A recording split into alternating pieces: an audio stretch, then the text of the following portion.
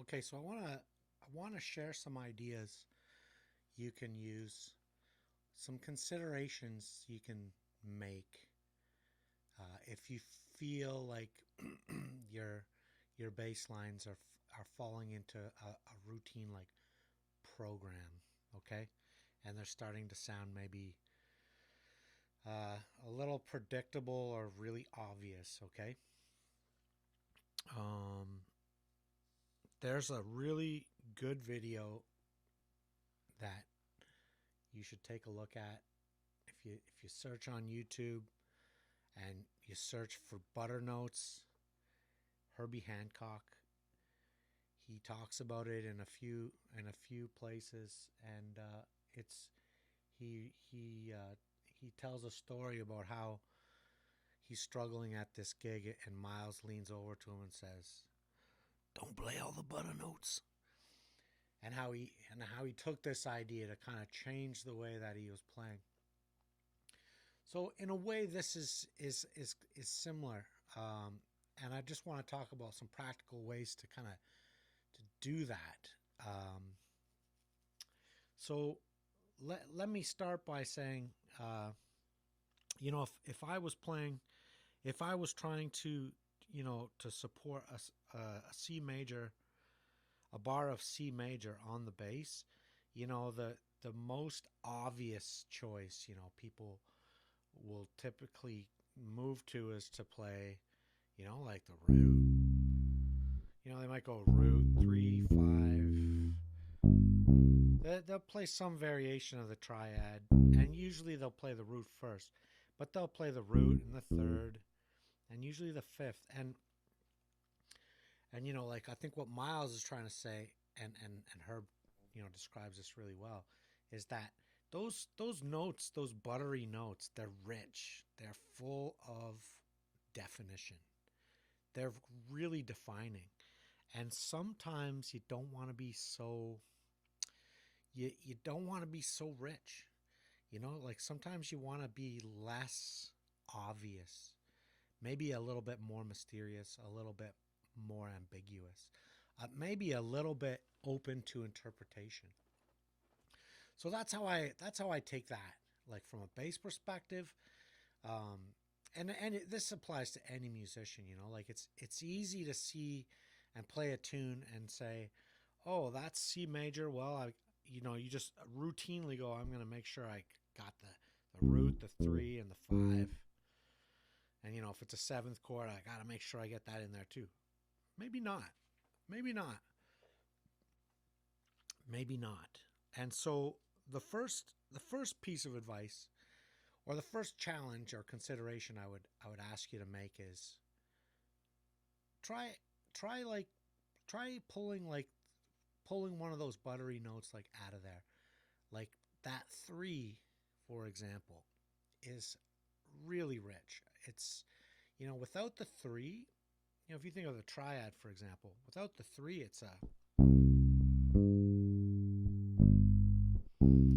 it's really open to interpretation.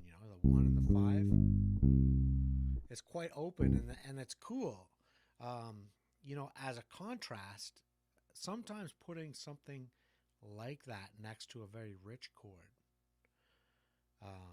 can be refreshing, less obvious. So, like, if you're, for example, instead of if you're landing on the 1 chord, like maybe don't, everybody knows, they can hear it coming. It's implied. It's already there. It's all being set up. If you leave it out, you end up creating kind of like some space. So, like a typical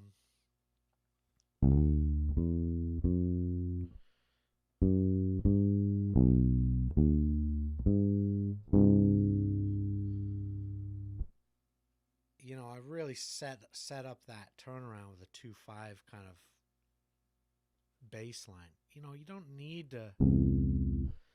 It's implied. You don't have to put it in there. So I would say one of the things you can do to kind of create bass lines is think about uh, what you're not playing. Okay. Um, So like here's an example of a simple bass line in C where I'm omitting the third, okay? And I'll just play quarter notes here. I'm just gonna go. I'm gonna target my root and my fifth, and I'm gonna put a passing tone in there. So I gotta have a simple bass line that just goes like.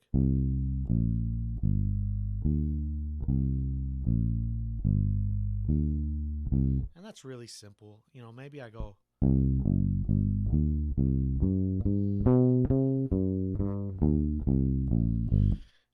I'm targeting those two notes. I'm avoiding the three.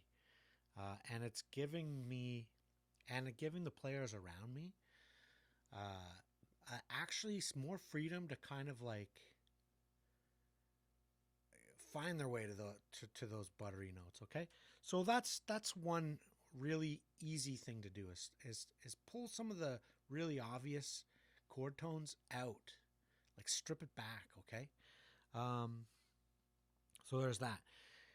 Another really interesting and easy way to kind of create some ambiguity is don't always start your chords on like the root, like your bass lines. If you're landing on the, if you got a bar of C moving to, let's say, F, instead of going C root on the 1, 1, 2, 3, 4, root on the 1,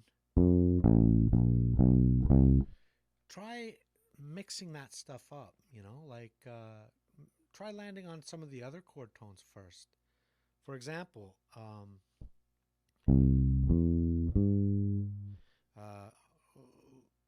let's go to the 5 here.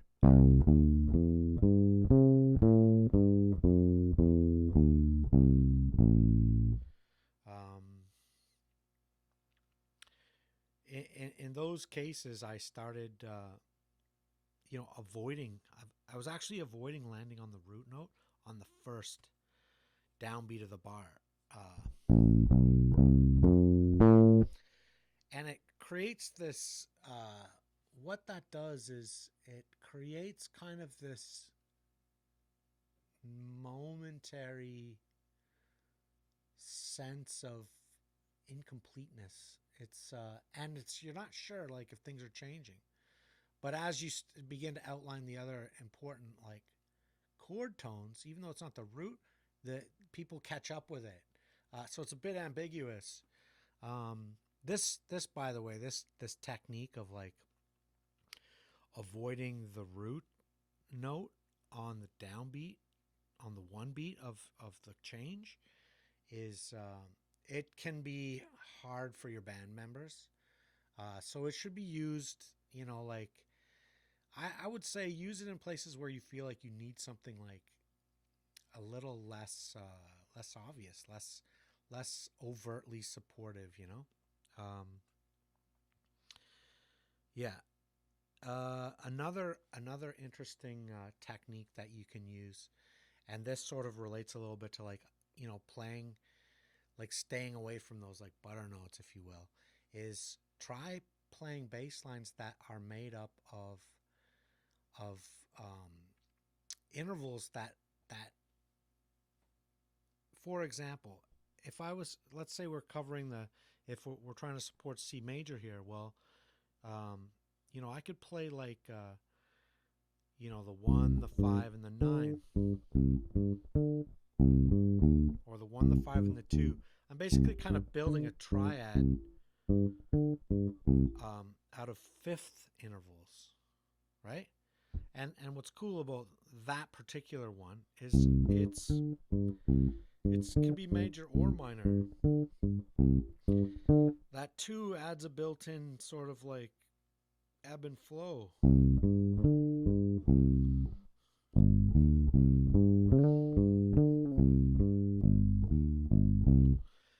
So it's kind of like it's ambidextrous, if you know what I mean.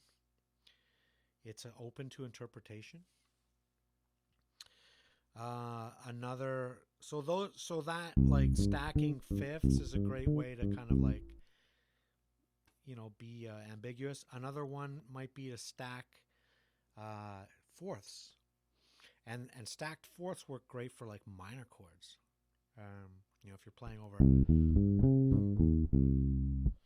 uh, stacked fourths work great over minor chords. That 4 and that 7 are, they're ambiguous too. They could be part of a major, they could be part of a minor.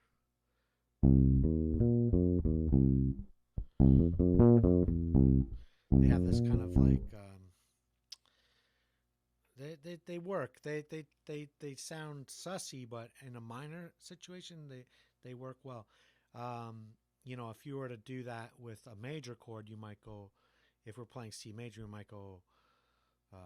We might raise that 4 just to kind of make it a little less sus sounding,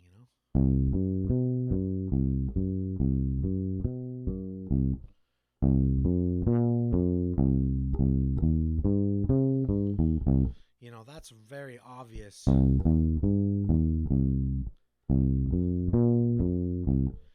For a minor, that's got more openness. So yeah, those are some things you can think about or consider. Like when you're trying to like switch things up a little bit. The last thing I'll end with is, the most the most mysterious thing you can do is like leave space and just don't play. Just rest. Try resting every once in a while. Wow, what an amazing device that can be. Done strategically, it's beautiful. Especially when what it is you're going to play is so obvious and so already supported by the rest of the band,